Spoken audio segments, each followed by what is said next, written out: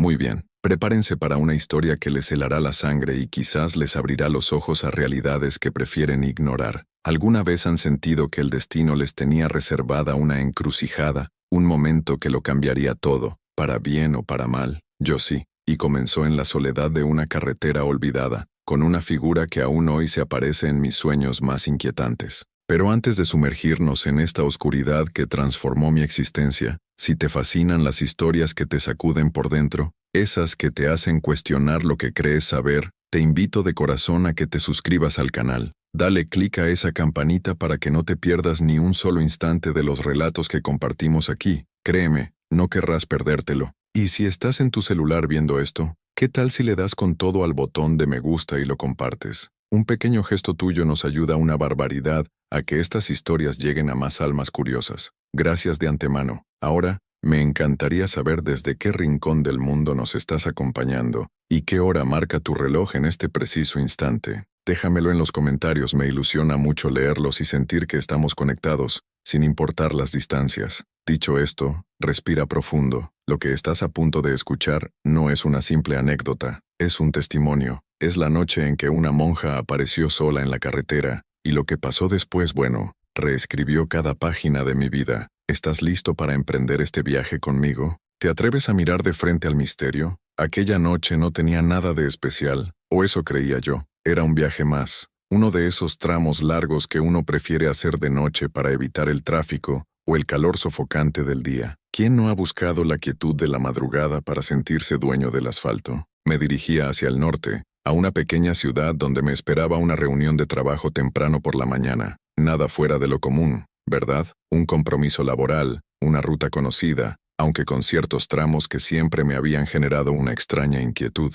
Esa carretera, la vieja Estatal 17, tenía fama. ¿Conocen esos lugares de los que se cuentan cosas? Murmullos, leyendas locales que uno descarta como simples cuentos para asustar a los niños. Hablaban de desapariciones, de luces extrañas, de sombras que danzaban al borde del camino en noches sin luna. Yo, por supuesto, me consideraba una persona racional, escéptica ante tales paparruchas. ¿Fantasmas en una carretera? Por favor. El cansancio comenzaba a hacer mella. Llevaba ya unas 3 horas conduciendo, con la única compañía de la música suave que salía de los altavoces y el ronroneo constante del motor. La noche era oscura, una de esas oscuridades profundas donde la luna parece haberse tomado un descanso. Solo mis faros cortaban el velo negro iluminando unos pocos metros adelante, como si el mundo más allá de ese haz de luz simplemente no existiera. ¿No es curiosa esa sensación de aislamiento que te da conducir solo en medio de la nada? Te sientes como el último ser humano sobre la faz de la tierra. De vez en cuando, algún que otro insecto se estrellaba contra el parabrisas, dejando una estela fugaz, recordándome que no estaba del todo solo. El aire acondicionado mantenía el interior del coche a una temperatura agradable, contrastando con el fresco húmedo que seguramente reinaba afuera. Recuerdo haber pensado en la reunión, en los puntos que debía tratar, en si había empacado la corbata correcta. Tonterías, ¿no creen? Preocupaciones mundanas que pronto se verían eclipsadas por algo que escapaba a toda lógica. Miré el reloj del tablero, marcaba la 1:37 am. Aún faltaban un par de horas para llegar a mi destino. Bostecé, sintiendo cómo los párpados me pesaban. Quizás debí detenerme a tomar un café en la última estación de servicio, pero la idea de alargar el viaje me pareció, en ese momento, menos atractiva que seguir adelante. ¿Quién podría culparme? Todos hemos tomado pequeñas decisiones aparentemente insignificantes, que nos han llevado por caminos insospechados. Fue entonces cuando noté algo extraño. No fue una aparición repentina, sino más bien una percepción sutil, casi imperceptible. ¿Han sentido alguna vez esa electricidad estática en el aire justo antes de una tormenta? Era algo parecido, una quietud antinatural. El sonido de los grillos, que hasta hacía poco formaba un coro constante desde los márgenes de la carretera, pareció desvanecerse. Incluso el motor de mi coche, o tal vez era mi imaginación, sonaba diferente, como si estuviera siendo amortiguado por una presencia invisible. Me erguí un poco en el asiento aguzando la vista. ¿Sería algún animal cruzando la carretera? ¿Un ciervo? Quizás un perro salvaje. Reduje instintivamente la velocidad, y entonces la vi. Al principio, fue solo una mancha oscura en la distancia, justo donde la luz de mis faros comenzaba a perder intensidad. Pensé que podría ser un árbol con una forma extraña, o quizás una señal de tráfico caída, pero a medida que me acercaba, esa mancha comenzó a tomar una forma definida, una forma humana. ¿Quién en su sano juicio estaría parado en medio de la nada a estas horas de la madrugada? Mi corazón comenzó a latir con un poco más de fuerza. ¿Sería alguien con problemas? ¿Un coche averiado? Agudicé la vista, tratando de distinguir más detalles. Estaba inmóvil, justo en el borde del arcén, casi invadiendo el asfalto, y a medida que los metros se acortaban, la silueta se hizo inconfundible. Era una mujer, vestida de oscuro. No simplemente de oscuro. Llevaba un hábito de monja. ¿Una monja? Aquí, en medio de la nada, a la 1:40 de la madrugada, la incredulidad me golpeó con fuerza. Esto tenía que ser una broma, o estaba más cansado de lo que pensaba y mi mente me estaba jugando una mala pasada. Reduje aún más la velocidad, casi hasta detenerme a unos 20 metros de ella. Estaba de espaldas a mí, o al menos eso parecía desde mi perspectiva, alta, o quizás era la oscuridad la que magnificaba su figura. Su hábito era de un negro profundo, tan oscuro que parecía absorber la poca luz que llegaba hasta ella. No se movía, ni un solo músculo. Parecía una estatua plantada en la desolación. ¿Qué demonios estaba pasando? 1000 preguntas se agolpeaban en mi cabeza. ¿Necesitaba ayuda? ¿Estaba herida? ¿O era algo mucho más siniestro? La fama de la carretera estatal 17 volvió a mi mente como un susurro helado.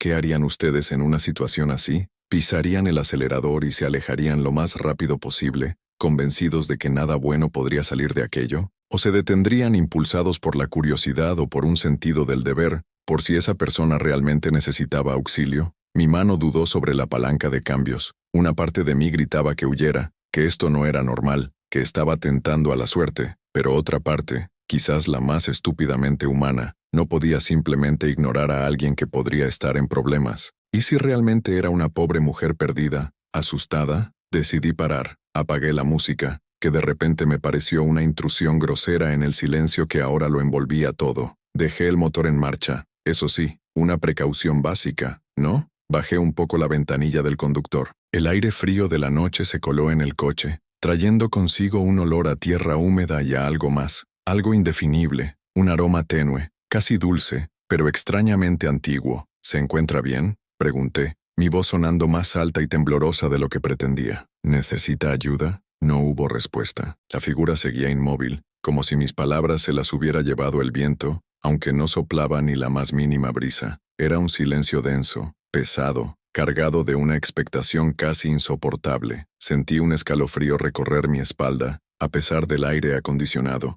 Esto no me gustaba nada. Volví a intentarlo, esta vez con más firmeza. Señora, ¿me oye? ¿Está todo en orden? Lentamente, muy lentamente la figura comenzó a girar. No fue un movimiento fluido, sino más bien rígido, como si le costara un esfuerzo enorme. Mi corazón dio un vuelco. Finalmente iba a ver su rostro. ¿Qué encontraría? ¿Una expresión de pánico, de alivio, o algo completamente diferente? Cuando finalmente se giró por completo y la luz de mis faros iluminó su rostro, o lo que debería haber sido su rostro, sentí que la sangre se me helaba en las venas. La cofia y el velo enmarcaban una oscuridad profunda, un vacío donde deberían haber estado sus facciones. No había ojos, ni nariz, ni boca, solo una sombra insondable, un abismo que parecía atraer la luz y devorarla. ¿Estaba soñando? ¿Era una ilusión óptica provocada por el cansancio y la penumbra? Pero la sensación de terror que me invadió fue demasiado real, demasiado visceral. Quise gritar, pero ningún sonido salió de mi garganta.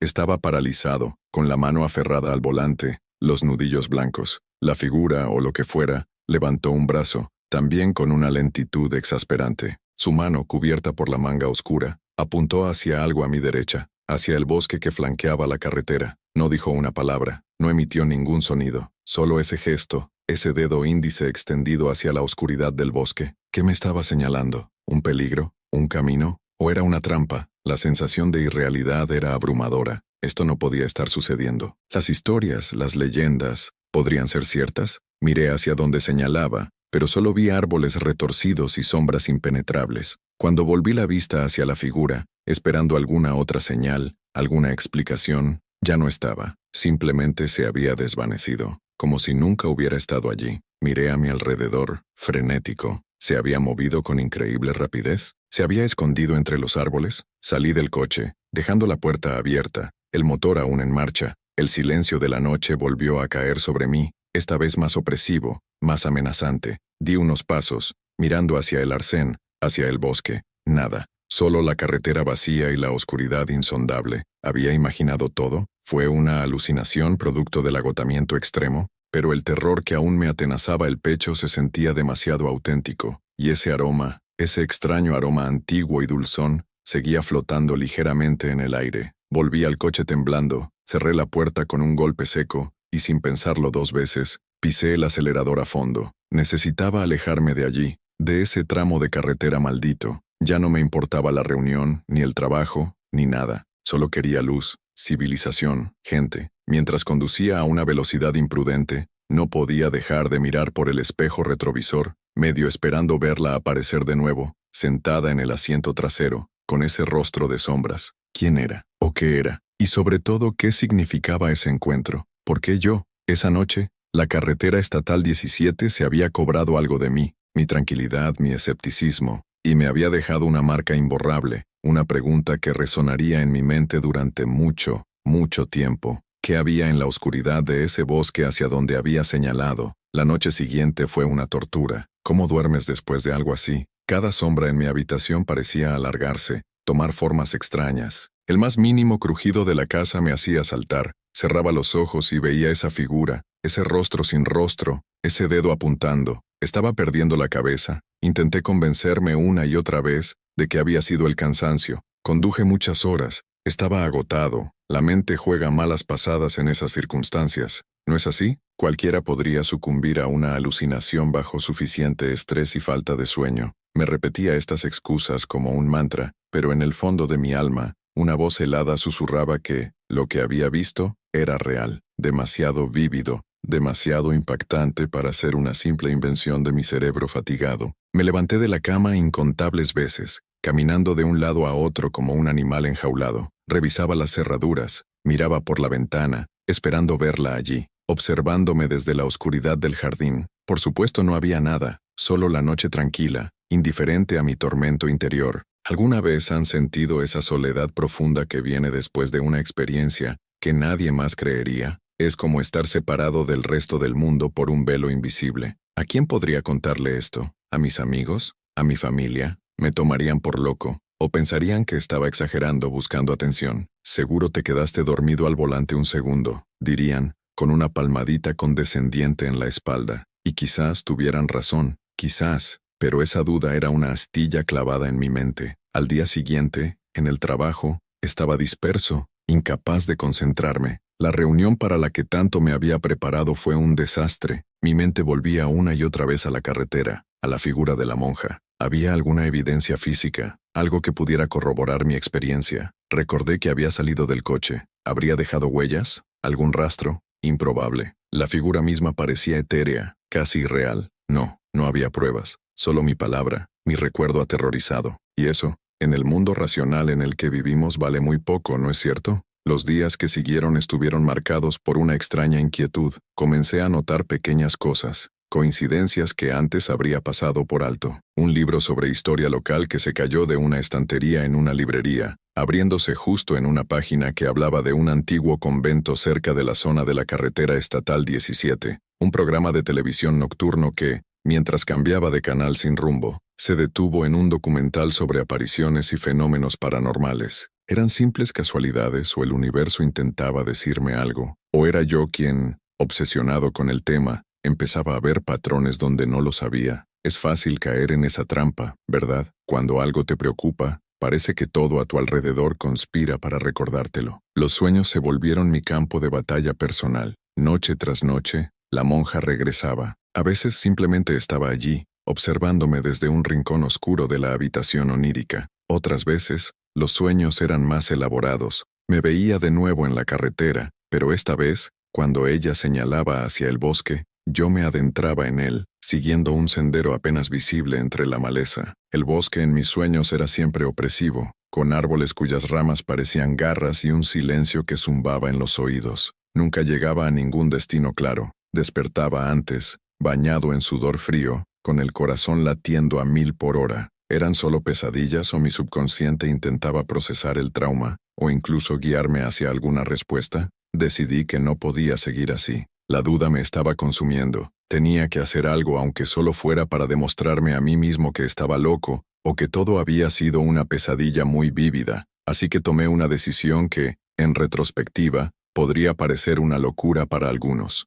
Iba a volver, iba a regresar a ese tramo de la carretera estatal 17, pero esta vez, iría de día. Con la luz del sol como aliada, quizás podría encontrar alguna explicación lógica, algún detalle que se me hubiera escapado en la oscuridad y el pánico. ¿No es curioso cómo la luz del día parece disipar los miedos nocturnos? ¿Cómo nos da una falsa sensación de seguridad? El viaje de regreso fue tenso. Cada kilómetro que me acercaba al lugar del encuentro, sentía cómo la ansiedad crecía en mi pecho. ¿Qué esperaba encontrar? ¿Un cartel? ¿Una marca en el asfalto? ¿Algo? Probablemente nada. Probablemente solo confirmaría que mi mente me había jugado una mala pasada. Pero necesitaba hacerlo. Necesitaba enfrentarme a ese lugar. Cuando finalmente llegué al tramo en cuestión, lo reconocí por una curva particular y un viejo roble solitario que había notado de pasada. Todo parecía tan normal, tan absurdamente ordinario. El sol brillaba, los pájaros cantaban,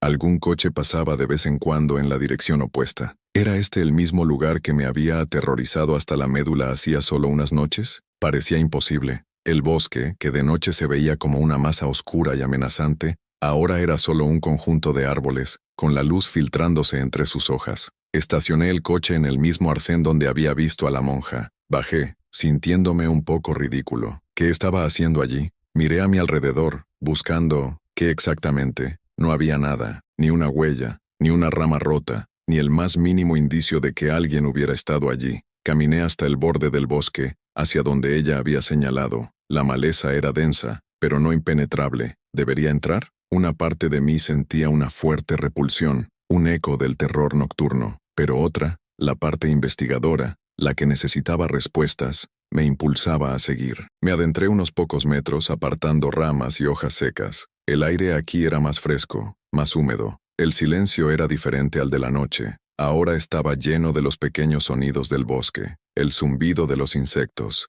el crujir de las hojas bajo mis pies, el canto lejano de un pájaro. No había ningún sendero visible, ninguna señal de que alguien hubiera pasado por allí recientemente. ¿Qué me había estado señalando entonces? ¿O era solo un gesto vacío, parte de la aterradora ilusión? De repente, algo brilló entre la hojarasca, cerca de la base de un árbol nudoso, un destello metálico. Me agaché, apartando con cuidado las hojas. Mi corazón dio un vuelco. Era un objeto pequeño, oscuro, de metal. Lo recogí. Estaba frío al tacto, a pesar del calor del día. Era un crucifijo antiguo, de bronce o algún metal similar desgastado por el tiempo. No era grande, quizás unos 5 centímetros de largo, pero tenía un peso considerable para su tamaño. Estaba intrincadamente trabajado, con detalles que sugerían una factura antigua, y en la parte posterior, apenas legible por el desgaste, había una inscripción, unas iniciales y una fecha, A.M. 1888. ¿Qué significaba esto?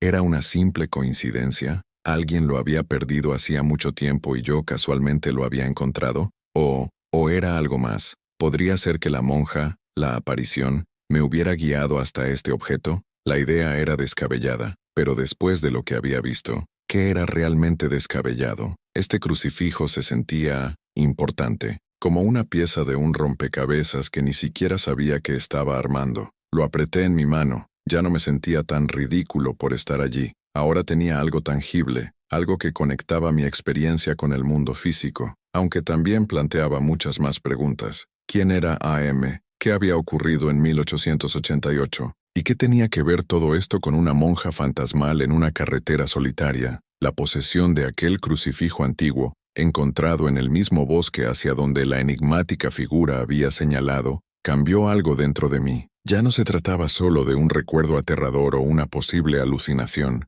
Ahora tenía un ancla, una prueba, por mínima que fuera, de que algo extraordinario había sucedido. Pero ¿qué hacer con él? ¿A quién mostrárselo? ¿Llevarlo a una casa de empeños o a un anticuario podría darme alguna información sobre su valor material o su época? Pero ¿cómo explicar dónde y cómo lo había encontrado sin que me miraran como a un lunático? ¿Se imaginan la escena? Buenas tardes, encontré este crucifijo en un bosque al que me guió una monja fantasma sin rostro. Sí, seguro que eso terminaría bien. Decidí, por el momento, guardarlo y comenzar mi propia investigación, aunque fuera de forma discreta. Las iniciales AM y la fecha 1888 eran mis únicas pistas. ¿Podría una simple búsqueda en Internet arrojar algo de luz? Al principio, los resultados fueron desalentadores. Miles de AM a lo largo de la historia, innumerables eventos en 1888. Era como buscar una aguja en un pajar digital. Sin embargo, la mención anterior de un antiguo convento cerca de la zona de la carretera estatal 17,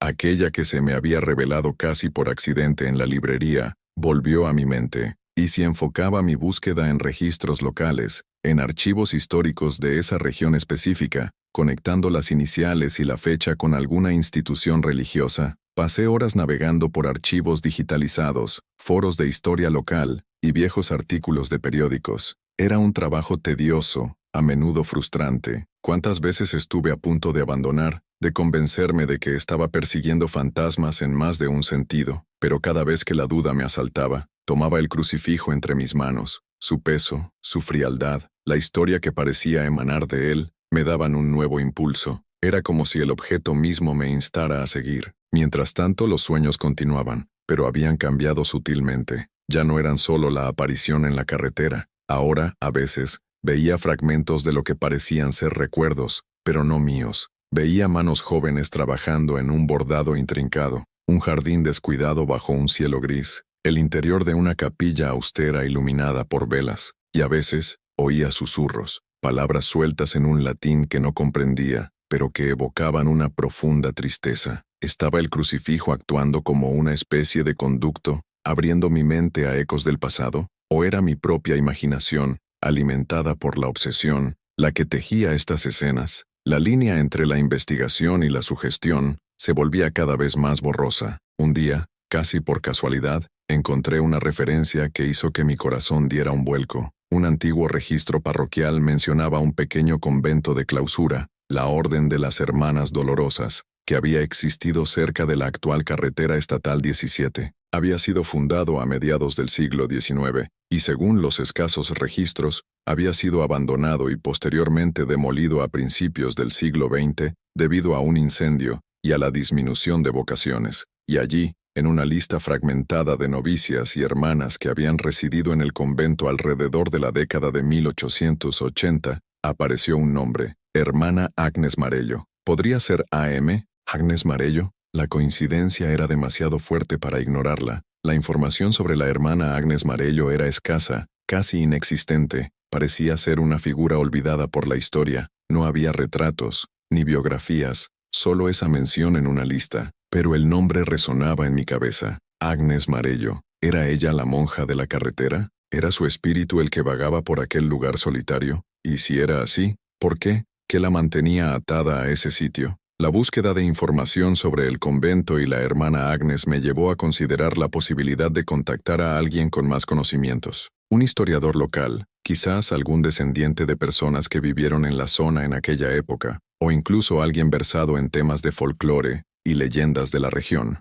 Pero, ¿cómo abordar el tema? No podía simplemente llamar a un extraño y empezar a hablar de apariciones y crucifijos encontrados en el bosque. Necesitaba una excusa, una forma más académica de presentar mi interés. Fue entonces cuando recordé a un antiguo profesor de la universidad, el doctor Alarcón, un hombre excéntrico pero brillante, especializado en historia social y folclore regional. Siempre había mostrado una mente abierta hacia lo inusual, hacia esas historias que se encuentran en los márgenes de la historia oficial. ¿Se acordaría de mí después de tantos años? ¿Y estaría dispuesto a escucharme, o al menos a orientarme en mi búsqueda? Era un riesgo, pero sentía que había llegado a un punto muerto en mi investigación en solitario. Decidí escribirle un correo electrónico, cuidadosamente redactado. Mencioné mi interés en la historia del desaparecido convento de las Hermanas Dolorosas y cómo había encontrado una referencia a una tal hermana Agnes Marello, vinculada al año 1888. Omití, por supuesto, la parte de la aparición fantasmal y el hallazgo del crucifijo en circunstancias sobrenaturales. Simplemente expresé mi curiosidad por si él tenía alguna información adicional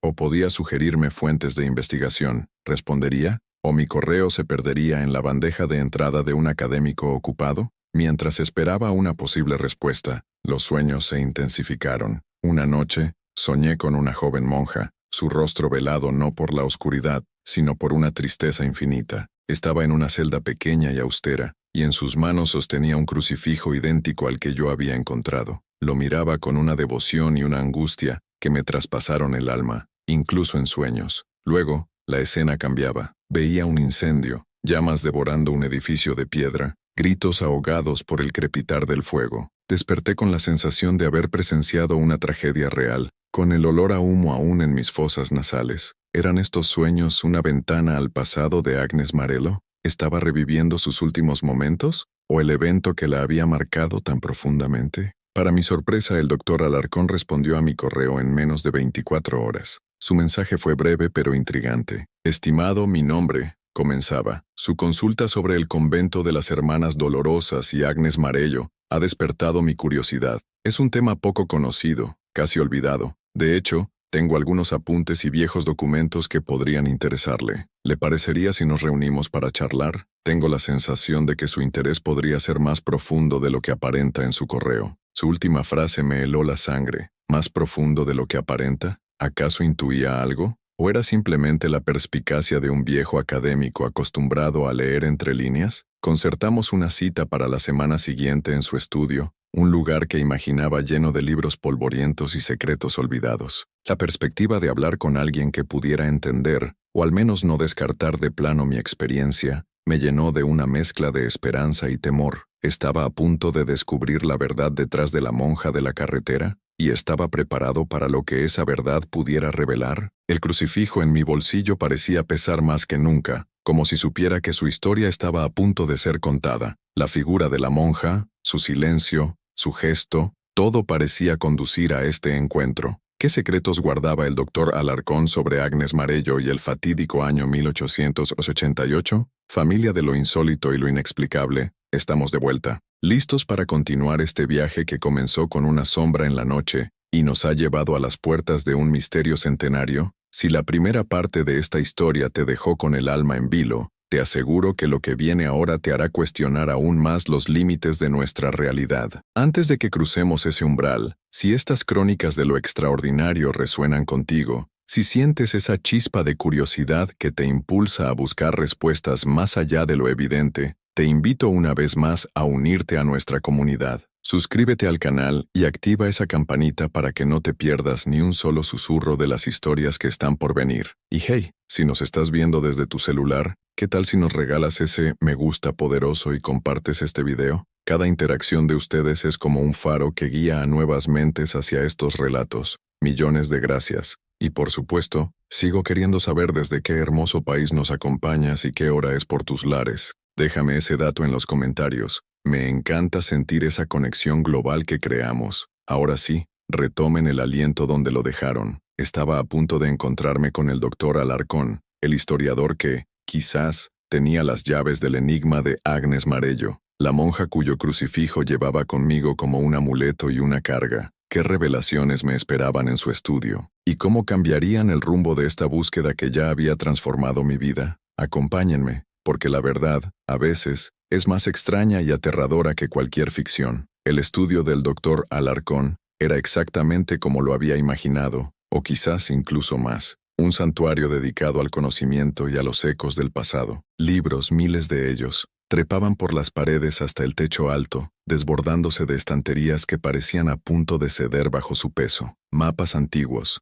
amarillentos y cuarteados, se exhibían enmarcados, y sobre un enorme escritorio de roble macizo se apilaban legajos de documentos, lupas de distintos tamaños y objetos curiosos que parecían tener cada uno su propia historia secreta. El aire olía a papel viejo, a tinta y a ese aroma indefinible de los lugares donde el tiempo parece haberse detenido. ¿No les fascinan estos espacios donde el pasado se siente tan palpable, tan vivo? El doctor Alarcón me recibió con una sonrisa afable, aunque sus ojos agudos y penetrantes parecían escrutarme más allá de las simples cortesías. Era un hombre de edad avanzada, con el cabello blanco y revuelto, y una energía que desmentía sus años. Vestía un gastado chaleco de tweed sobre una camisa arrugada, y unas gafas de montura gruesa descansaban sobre su nariz aguileña. Me invitó a sentarme en un sillón de cuero que había conocido mejores épocas, pero que resultaba sorprendentemente cómodo. Así que, El convento de las Hermanas Dolorosas y la hermana Agnes Marello comenzó una vez que estuvimos instalados,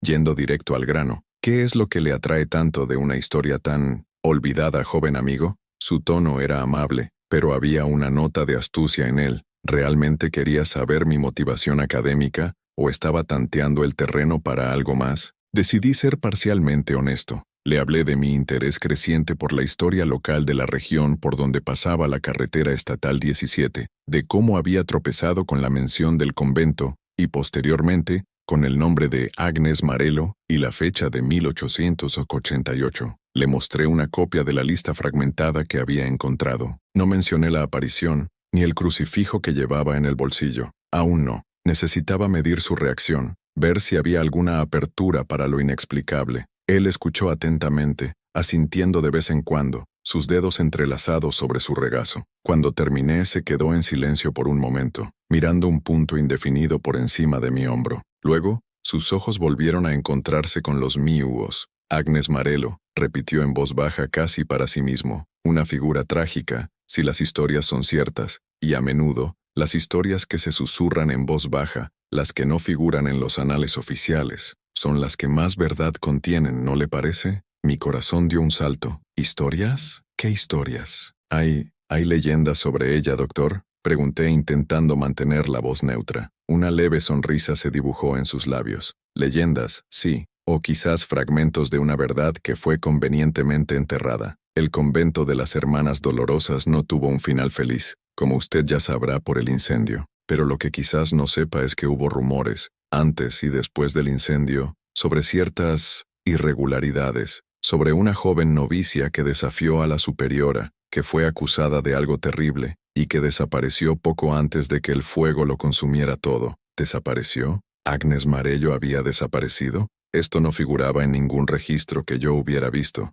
¿Y esa novicia era Agnes? Pregunté sintiendo un escalofrío. Todos los indicios apuntan a ello, asintió el doctor Alarcón. Se inclinó hacia adelante, bajando la voz como si compartiera un secreto. Se decía que Agnes era una joven de espíritu libre, quizás demasiado para un lugar tan austero. Tenía talento para las artes, para la música, y aparentemente una profunda conexión con la naturaleza. Algunos decían que era una sanadora, que conocía las propiedades de las hierbas. Otros, más maliciosos, susurraban que sus prácticas eran poco ortodoxas, quizás incluso paganas. ¿Una sanadora? ¿Conexión con la naturaleza? Esto pintaba un cuadro muy diferente de la simple novicia de los registros. ¿Y de qué fue acusada? Inquirí, conteniendo la respiración. De algo muy grave para la época y para una institución religiosa, dijo el doctor, su rostro tornándose serio. De herejía, y peor aún, de mantener una relación prohibida. Se habló de cartas, de encuentros secretos.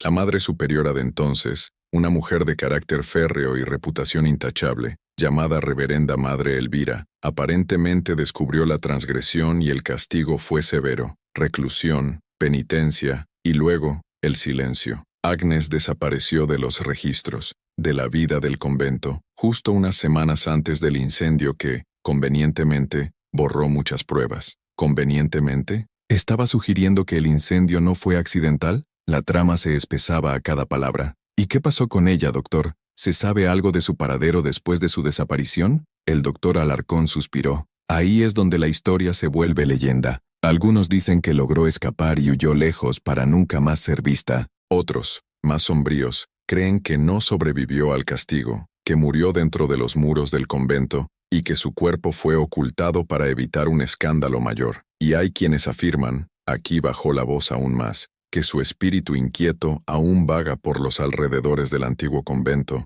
buscando justicia o quizás buscando algo que perdió. Un espíritu inquieto, la monja de la carretera. La conexión era innegable. Sentí que era el momento. Con la mano temblorosa metí la mano en el bolsillo y saqué el crucifijo. Lo deposité sobre el escritorio, entre nosotros. Encontré esto, dije en voz baja, cerca de donde se supone que estaba el convento, en el bosque. La inscripción dice AM, 1888. El doctor Alarcón tomó el crucifijo con una delicadeza casi reverencial. Lo examinó con una lupa que sacó de un cajón, girándolo una y otra vez. Sus cejas se alzaron. Increíble, murmuró. Esto es de una calidad excepcional para la época y el lugar. Y sí, AM, Agnes Marello. y 1888 sería el año en que profesó sus votos temporales, o quizás el año en que comenzaron sus problemas. Este objeto podría ser la clave de muchas cosas. ¿Cómo dijo que lo encontró? Y entonces, se lo conté todo. La aparición en la carretera, la figura sin rostro, el dedo señalando hacia el bosque, mi regreso al lugar, el hallazgo del crucifijo. Hablé durante casi media hora, esperando en cualquier momento una mirada de incredulidad, una sonrisa condescendiente, pero el doctor Alarcón escuchó con una seriedad imperturbable, sus ojos fijos en el crucifijo. Cuando terminé, hubo un largo silencio. El único sonido era el tic-tac de un viejo reloj de pared. Finalmente, el doctor levantó la vista. No había burla en su mirada, sino una profunda reflexión. «¿Sabe, joven?», dijo, «he dedicado mi vida a estudiar la historia, que a menudo se considera una ciencia de hechos y pruebas. Pero también he aprendido que hay historias que se escapan a esa lógica, que pertenecen a un ámbito diferente, historias que la gente vive, que siente, y que son tan reales como cualquier documento. Su experiencia no es la primera que escucho relacionada con esa carretera y los terrenos del antiguo convento. ¿No era la primera? Entonces, ¿no estaba loco? ¿Había otros? ¿Usted me cree?, pregunté, casi en un susurro. «Creo que usted cree firmemente en lo que vio», respondió con cautela. «Y creo que este crucifijo es una prueba tangible de que Agnes Marello existió y que este objeto le perteneció. Lo que su aparición significa, o lo que ella quiere, es algo que quizás debamos descubrir juntos, si es que usted está dispuesto, claro, porque adentrarse en estos misterios puede ser perturbador». ¿Estaba dispuesto? ¿Acaso tenía opción? Sentía que había sido arrastrado por una corriente invisible desde aquella noche en la carretera. Esta historia, la historia de Agnes, de alguna manera se había entrelazado con la mía. «Estoy dispuesto, doctor», afirmé con una convicción que me sorprendió a mí mismo. «Siento que tengo que hacerlo, como si ella me hubiera elegido para algo». El doctor Alarcón asintió lentamente. «Muy bien, entonces tenemos una misión, ¿no es así? Entender qué le sucedió realmente a Agnes Marello, y si es posible, darle la paz que su espíritu parece estar buscando, y quizás, solo quizás, entender por qué lo eligió a usted». Así comenzó una nueva etapa en esta insólita aventura. Ya no estaba solo. Tenía un aliado, un guía con un vasto conocimiento y una mente abierta. El doctor Alarcón me explicó que según las leyendas más persistentes, Agnes no solo fue acusada injustamente, sino que antes de desaparecer, estaba tratando de sacar a la luz ciertas prácticas corruptas dentro del convento, lideradas por la reverenda Madre Elvira, quien, al parecer, no era tan santa como su reputación indicaba. Se hablaba de malversación de fondos destinados a los pobres, de un trato cruel hacia las novicias más jóvenes y de una red de influencias que la protegía. ¿Podría ser que Agnes hubiera descubierto algo tan grave que su silencio se volvió imperativo? Nuestra misión, como la había llamado el doctor, tenía varios frentes. Primero, investigar más a fondo la figura de la reverenda Madre Elvira y los manejos del convento en la década de 1880. Segundo, intentar localizar algún descendiente de personas que hubieran trabajado en el convento o vivido cerca, alguien que pudiera haber escuchado historias transmitidas de generación en generación. Y tercero, quizás lo más inquietante, considerar la posibilidad de que Agnes estuviera tratando de guiarnos hacia algo específico, algo que quedó inconcluso, algo que necesitaba ser revelado. ¿Era ese el significado de su dedo apuntando hacia la oscuridad del bosque? ¿Había algo más allí además del crucifijo? Los días siguientes se convirtieron en una febril búsqueda de información. El doctor Alarcón desempolvó viejos contactos, accedió a archivos diocesanos que normalmente estaban cerrados al público y consultó libros raros que solo él parecía conocer. Yo, por mi parte, me sumergí en registros civiles, en hemerotecas digitales, buscando cualquier rastro de Agnes Marello o de la reverenda Madre Elvira que pudiera haber sobrevivido al tiempo y al fuego. Descubrimos que la reverenda Madre Elvira, tras el incendio del convento, se había retirado a una vida de aparente piedad en otra ciudad,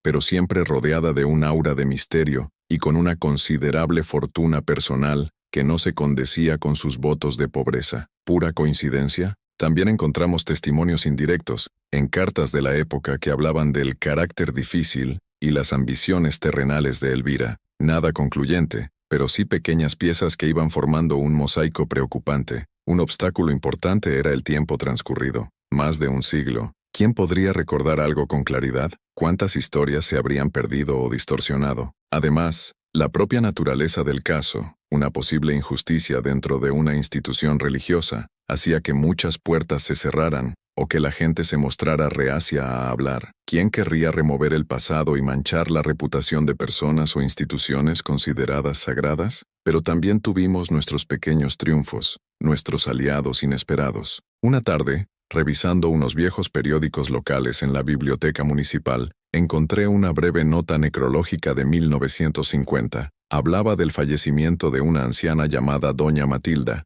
quien en su juventud había trabajado como lavandera en el convento de las Hermanas Dolorosas. La nota mencionaba que Doña Matilda a veces contaba historias de antaño a sus nietos. ¿Podría alguno de esos nietos vivir aún y recordaría alguna de esas historias? Con la ayuda del doctor Alarcón, que parecía conocer a medio mundo en la región, logramos localizar a una nieta de Doña Matilda, una mujer llamada Elena, ya entrada en años, pero con una memoria lúcida. Al principio se mostró reservada. El viejo convento, ¿por qué les interesa eso después de tanto tiempo?, nos preguntó con cierta suspicacia, pero cuando el doctor Alarcón, con su tacto y erudición, le habló de nuestro interés puramente histórico, y cuando yo, casi sin pensarlo, le mostré el crucifijo de Agnes, algo en la mirada de Elena cambió. Mi abuela, dijo en voz baja, tomando el crucifijo con manos temblorosas. Ella hablaba de una joven monja, una muy buena que desapareció. Decía que había sido una gran injusticia, y mencionaba un crucifijo como este, que la monjita siempre llevaba consigo. Los ojos de Elena se llenaron de lágrimas. ¿Ustedes creen que esto perteneció a ella? Ese fue un momento de quiebre. Elena, conmovida por el crucifijo y por la seriedad de nuestra búsqueda, comenzó a contarnos lo que recordaba de las historias de su abuela. Habló de la bondad de la hermana Agnes, de cómo ayudaba a los enfermos del pueblo con sus hierbas, de su risa fácil que a veces escandalizaba a las más ancianas, y habló del miedo que infundía la reverenda Madre Elvira, de su crueldad velada, de los castigos desproporcionados, y lo más importante, Doña Matilda siempre había sospechado que Agnes no simplemente desapareció, sino que fue silenciada porque sabía demasiado sobre los dineros del convento y otras cosas oscuras. Elena nos contó algo crucial. Su abuela, poco antes del incendio, había visto a la reverenda Madre Elvira y a dos hombres desconocidos llevando un baúl pesado hacia la parte trasera del convento, cerca de una vieja cripta abandonada que se usaba para almacenar herramientas y que, según decían,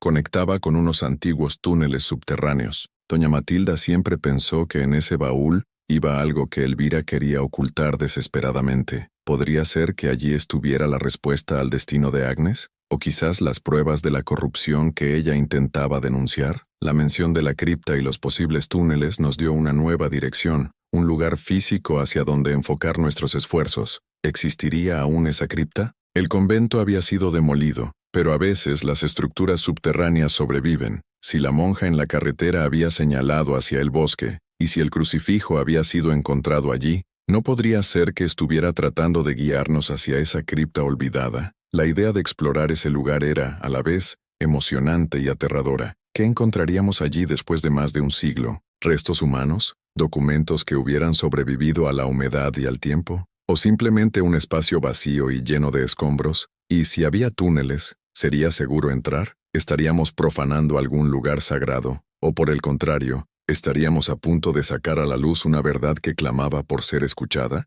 La misión se volvía cada vez más tangible, más peligrosa quizás, pero también más urgente. El espíritu de Agnes Marello, o lo que fuera que habitara en aquella carretera, parecía habernos puesto en un camino del que ya no podíamos ni queríamos desviarnos. Teníamos que llegar hasta el final por ella, y quizás también por nosotros mismos. La información proporcionada por Elena, la nieta de Doña Matilda, sobre la cripta y el misterioso baúl, se convirtió en el eje de nuestra investigación. El doctor Alarcón, con su conocimiento enciclopédico de la historia local, recordó haber visto mapas antiguos de la propiedad del convento, donde se mencionaba una cripta de servicio, en los límites del terreno, colindante con el bosque. Según los planos, esta cripta no era para enterramientos, sino más bien una especie de sótano o bodega subterránea. ¿Podría ser el mismo lugar que mencionaba Doña Matilda? Todo parecía encajar de una forma casi providencial. Decidimos que el siguiente paso era intentar localizar esa cripta. Sabíamos que sería difícil. El terreno había cambiado mucho en más de un siglo. El bosque había crecido, reclamando parte de lo que una vez fueron los jardines del convento. La demolición del edificio principal y el posterior abandono habrían borrado muchas de las referencias visibles, pero teníamos los mapas antiguos, la descripción de Elena y sobre todo una creciente sensación de que estábamos en el camino correcto. ¿No es asombroso cómo a veces el pasado se niega a permanecer enterrado y encuentra la manera de enviar señales al presente? Una mañana de sábado, armados con copias de los mapas, herramientas básicas de excavación, palas, picos, linternas potentes y una buena dosis de nerviosismo y expectación, el doctor Alarcón y yo nos dirigimos a los terrenos del antiguo convento. Elena nos había dado una descripción más detallada de la zona según los recuerdos de su abuela, mencionando un grupo particular de 3 robles muy antiguos que, según ella, estaban cerca de la entrada de la cripta. Llegamos al lugar donde yo había encontrado el crucifijo. El bosque, incluso a la luz del día, conservaba un aura de misterio, una quietud que invitaba al respeto. Comenzamos nuestra búsqueda, comparando los mapas con la topografía del terreno. Fue un trabajo arduo y frustrante al principio. La maleza era densa, y el suelo estaba cubierto de una gruesa capa de hojas y ramas caídas. ¿Cuántas veces pasamos y repasamos por el mismo sitio, dudando de nuestras interpretaciones de los viejos planos? Después de varias horas de búsqueda infructuosa, cuando el sol comenzaba a descender y la frustración amenazaba con vencernos, el doctor Alarcón soltó un grito ahogado. ¡Aquí! ¡Mire esto! Me apresuré hacia donde estaba. Había apartado unos arbustos especialmente frondosos y, semioculto entre las raíces de un roble gigantesco, uno de los 3 que parecían coincidir con la descripción de Elena, se veía un trozo de mampostería, unas pocas piedras labradas que claramente no eran naturales de la zona. ¿Podría ser? Comenzamos a cavar con renovada energía. La tierra estaba compacta,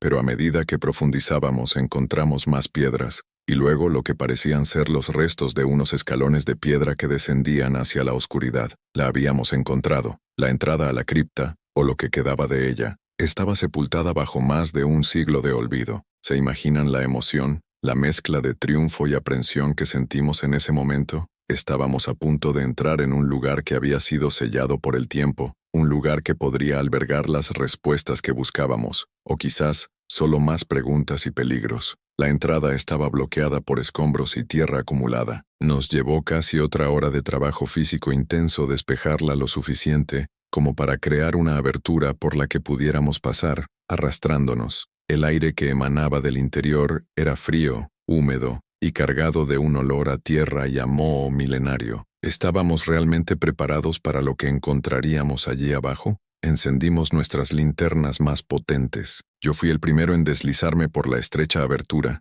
seguido de cerca por el doctor Alarcón, quien a pesar de su edad, mostraba una agilidad y una determinación sorprendentes. Aterrizamos en un suelo de tierra apisonada. La cripta era más grande de lo que esperábamos, una estancia abovedada de piedra, de unos 4 metros de ancho por 6 de largo. Gran parte estaba llena de escombros caídos del techo, pero un sector parecía relativamente intacto. Nuestros haces de luz barrían las paredes húmedas, buscando cualquier cosa fuera de lo común. Había restos de viejos estantes de madera, podridos y deshechos, y algunas herramientas de labranza oxidadas, tal como sugerían los mapas, pero nada que pareciera un baúl, ni documentos, ni afortunadamente restos humanos a la vista. ¿Nos habríamos equivocado? ¿Era este el lugar correcto? Entonces, el doctor Alarcón señaló hacia una esquina. «Mire esa pared», dijo. «Parece diferente al resto, como si hubiera sido tapiada posteriormente». Nos acercamos. Efectivamente, una sección de la pared del fondo estaba construida con piedras más nuevas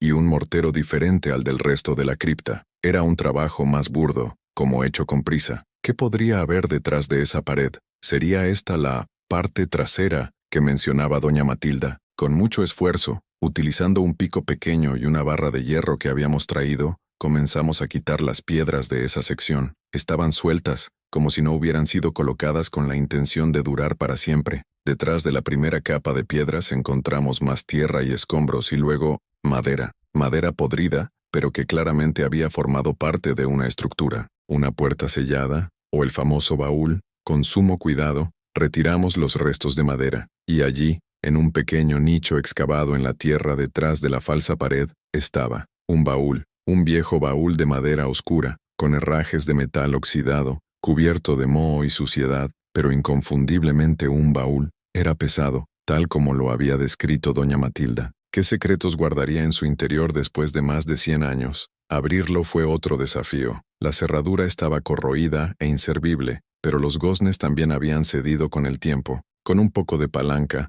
la tapa crujió y se abrió, liberando una bocanada de aire viciado y un olor a papel viejo, y a algo más, un aroma dulzón y faintly familiar, que me recordó vagamente al que percibí la noche del encuentro con la monja. Podría ser, dentro del baúl, cuidadosamente envueltos en lo que parecían ser telas enceradas para protegerlos de la humedad, había varios legajos de documentos y algunos libros de contabilidad, pero eso no fue lo que nos dejó sin aliento. En el fondo del baúl, debajo de los papeles había un pequeño esqueleto, los restos óseos de una persona menuda, casi infantil, y junto al cráneo, un mechón de cabello oscuro, aún conservado, y un pequeño objeto, una sencilla cruz de madera, como la que solían llevar las novicias. No había duda, eran los restos de Agnes Marello. El silencio en la cripta fue absoluto, roto solo por nuestra respiración agitada. Habíamos encontrado a Agnes, o, más bien, ella nos había guiado hasta su tumba secreta. La reverenda Madre Elvira no solo la había silenciado,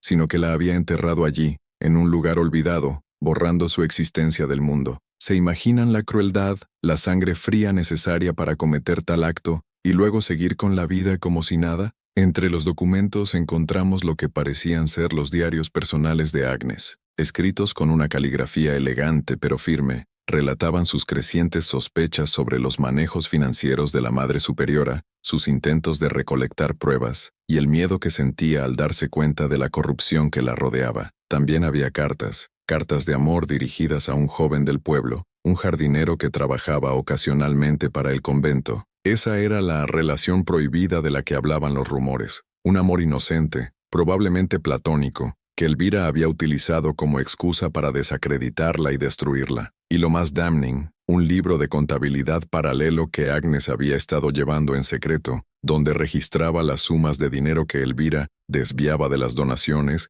y de la venta de productos del convento. Las pruebas de la corrupción estaban allí, en sus manos. Después de más de un siglo, Agnes había arriesgado todo por sacar la verdad a la luz, y había pagado el precio más alto. El doctor Alarcón, con lágrimas en los ojos, tomó uno de los diarios. Lo logró, Agnes, susurró. Después de tanto tiempo, su historia será contada. Encontramos la prueba. En ese momento, una extraña sensación de paz descendió sobre la cripta. El aire pareció volverse menos opresivo, menos frío. Fue sutil, casi imperceptible, pero ambos lo sentimos. Era como si una presencia que había estado allí, tensa y expectante, finalmente se hubiera relajado, como si un peso enorme hubiera sido levantado. ¿Había encontrado Agnes finalmente algo de paz al saber que su verdad sería revelada? Sacamos los restos de Agnes y el baúl de la cripta con el mayor cuidado y respeto. Sabíamos que teníamos que hacer lo correcto. Contactamos a las autoridades eclesiásticas actuales, presentando las pruebas que habíamos encontrado. Al principio, hubo escepticismo, incluso resistencia. ¿Quién querría revivir un escándalo tan antiguo? Pero las pruebas eran irrefutables. Los diarios de Agnes, los libros de contabilidad, los propios restos. Se abrió una investigación oficial, aunque discreta. Los expertos confirmaron la autenticidad de los documentos y que los restos eran consistentes con los de una mujer joven de finales del siglo XIX. La historia de la reverenda Madre Elvira, aunque ya fallecida hacía mucho tiempo, quedó manchada para siempre, mientras que la figura de Agnes Marello comenzó a ser vista como lo que realmente fue, una víctima, una joven valiente que luchó contra la corrupción. Se decidió dar a Agnes un entierro digno y cristiano en el cementerio de la pequeña iglesia del pueblo más cercano, no lejos de donde había vivido y sufrido. Fue una ceremonia sencilla, íntima, a la que asistimos el doctor Alarcón, Elena, la nieta de doña Matilda, quien lloró como si hubiera perdido a un miembro de su propia familia, algunos representantes de la diócesis y yo. Mientras depositaban el pequeño ataúd en la tierra, tuve la sensación de que un ciclo se cerraba. El crucifijo que yo había encontrado, el que había pertenecido a Agnes, fue colocado sobre su lápida. Esa noche, volví a pasar por la carretera estatal 17, no por necesidad sino por una especie de impulso. Cuando llegué al tramo donde la había visto, reduje la velocidad, casi esperando que apareciera de nuevo, pero no hubo nada, solo la carretera oscura y el bosque silencioso. Sin embargo, esta vez, el silencio no se sentía amenazante, sino tranquilo, sereno. Tuve la clara sensación de que ella ya no estaba allí, se había ido. Su misión, y por ende la mía, había concluido. El impacto inmediato de estos eventos fue profundo. Me sentía agotado, física y emocionalmente, como si hubiera corrido una maratón que duró más de un siglo, pero también sentía una extraña ligereza, una sensación de propósito cumplido. La tristeza por el destino de Agnes se mezclaba con la satisfacción de haber contribuido a restaurar su nombre y su dignidad. ¿No es increíble cómo las acciones de una persona pueden resonar a través del tiempo y tocar vidas de formas inesperadas? La historia de Agnes Marello, gracias a los esfuerzos del Dr. Alarcón, que escribió un pequeño opúsculo sobre el caso, y a algunos artículos en periódicos locales, se conoció en la región. Ya no era solo una leyenda susurrada, sino un hecho histórico documentado. La cripta fue sellada adecuadamente, y se colocó una pequeña placa conmemorativa cerca de los terrenos del antiguo convento, recordando a la joven novicia que se atrevió a desafiar la injusticia. Su legado, de alguna manera, había sido restaurado, y yo, el escéptico que se encontró con un fantasma en la carretera, me había convertido en una pieza clave de ese proceso. ¿Quién lo hubiera dicho? La vida después de Agnes, después de la aparición, después de la resolución de aquel misterio centenario, nunca volvió a ser la misma. ¿Cómo podría serlo? Cuando te enfrentas a algo que rompe todos tus esquemas, que te obliga a mirar más allá de lo visible y lo tangible, es imposible regresar al mismo punto de partida. Es como si se hubiera abierto una puerta a otra dimensión de la realidad,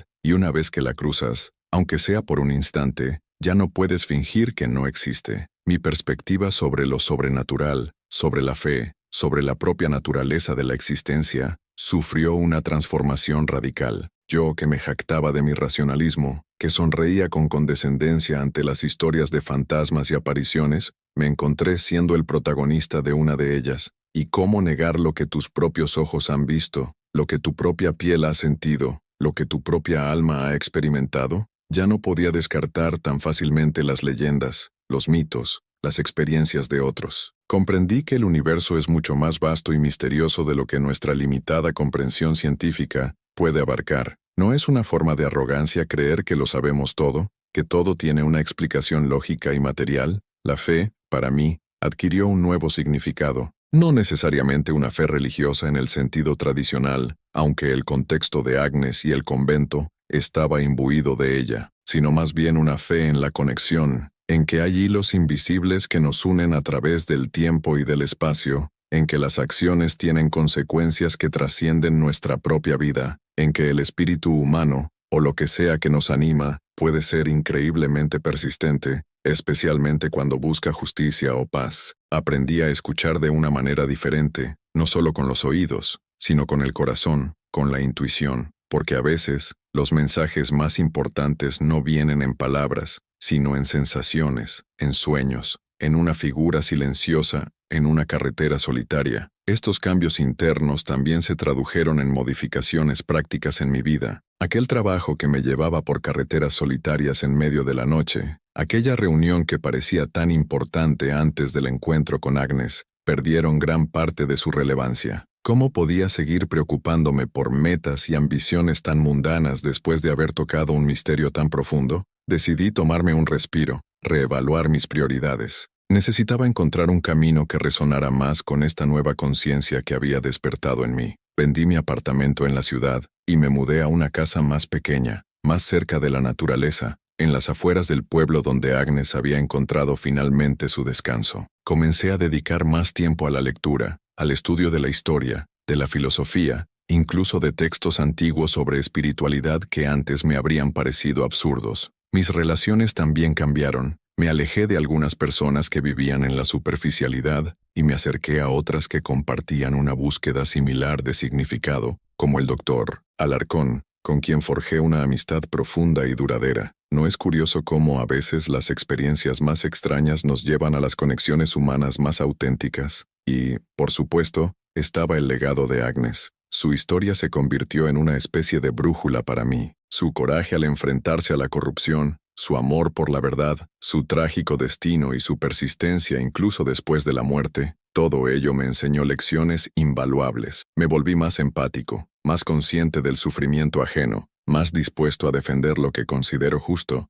Incluso cuando es difícil o impopular, comencé a involucrarme en pequeñas causas locales, a ofrecer mi tiempo como voluntario, buscando maneras de honrar la memoria de Agnes no solo con palabras, sino con acciones. La paz interior que encontré no fue una paz pasiva, sino una paz activa, una serenidad que venía de saber que había hecho algo significativo, algo que trascendía mi propia existencia. El miedo inicial, el terror de aquella noche en la carretera, se había transformado gradualmente en gratitud. Gratitud por haber sido elegido, por alguna razón que aún no comprendo del todo, para ser el instrumento de su justicia tardía. ¿Quién sabe cuántas otras historias como la de Agnes esperan ser descubiertas? ¿Cuántos espíritus inquietos anhelan ser escuchados? Y así, la monja que apareció sola en la carretera no solo cambió mi vida, sino que me dio una nueva. Me enseñó que hay fuerzas más grandes en juego de lo que imaginamos, que la muerte no siempre es el final, y que el amor, la verdad y la justicia son valores por los que vale la pena luchar, incluso más allá de los confines de una sola existencia. Su mensaje para mí fue claro: escucha, escucha los susurros del pasado, las voces de los olvidados, los latidos de tu propio corazón cuando te guía hacia lo desconocido, porque en esos lugares, en esos encuentros improbables, a menudo se encuentran las verdades más profundas y las transformaciones más inesperadas. La carretera estatal 17 sigue allí, serpenteando a través del paisaje. De vez en cuando, paso por ella. Ya no siento miedo, solo un profundo respeto y una callada gratitud, porque sé que, aunque ya no la vea, el espíritu de Agnes Marello, de alguna manera, sigue presente, no como un fantasma errante, sino como un recordatorio de que incluso en la oscuridad más profunda, una pequeña luz de verdad puede, eventualmente, encontrar su camino hacia el amanecer. Y esa, quizás, es la lección más importante de todas. Y así, amigos míos, llegamos al final de esta crónica, un viaje que nos llevó desde el escalofrío de lo desconocido hasta la luz de una verdad revelada. La historia de Agnes Marello y mi encuentro con ella en aquella carretera solitaria es un testimonio de que el pasado nunca está verdaderamente muerto. A veces solo duerme, esperando que alguien con el corazón dispuesto lo despierte. Lo que comenzó como un evento que desafiaba toda lógica, se convirtió en una búsqueda de justicia, en una lección sobre la valentía y la persistencia del espíritu humano frente a la adversidad y la corrupción. Agnes no era solo una aparición destinada a asustar, era un alma que clamaba por ser escuchada, una historia que necesitaba ser contada para que la verdad pudiera, finalmente, descansar en paz. Y al ayudarla a encontrar esa paz, paradójicamente, encontré una nueva dimensión en mi propia vida, un propósito que trascendía lo cotidiano. Quizás al escuchar esta historia, te preguntes sobre los misterios que rodean tu propia vida, sobre esas pequeñas señales o intuiciones que a menudo ignoramos en nuestra prisa diaria. ¿Cuántas Agnes Marello habrá en el mundo? ¿Cuántas historias olvidadas esperan una voz que las rescate del olvido? ¿Estamos realmente prestando atención a los susurros del universo? Este relato nos recuerda que la realidad es mucho más compleja y sorprendente de lo que a menudo percibimos. Nos invita a mantener la mente y el corazón abiertos, a no temer lo inexplicable, sino a verlo como una oportunidad para crecer, para aprender y para conectar con algo más grande que nosotros mismos. La monja en la carretera me enseñó que cada vida tiene un impacto, cada voz merece ser escuchada, y que la búsqueda de la verdad, por ardua que sea, siempre vale la pena. Gracias por acompañarme en este viaje tan personal y extraordinario. Espero que esta historia te haya inspirado, te haya hecho reflexionar o quizás simplemente te haya recordado que nunca estamos verdaderamente solos en este vasto y misterioso universo. Hasta la próxima vez, mantengan viva la curiosidad y no dejen de buscar las historias que esperan ser contadas.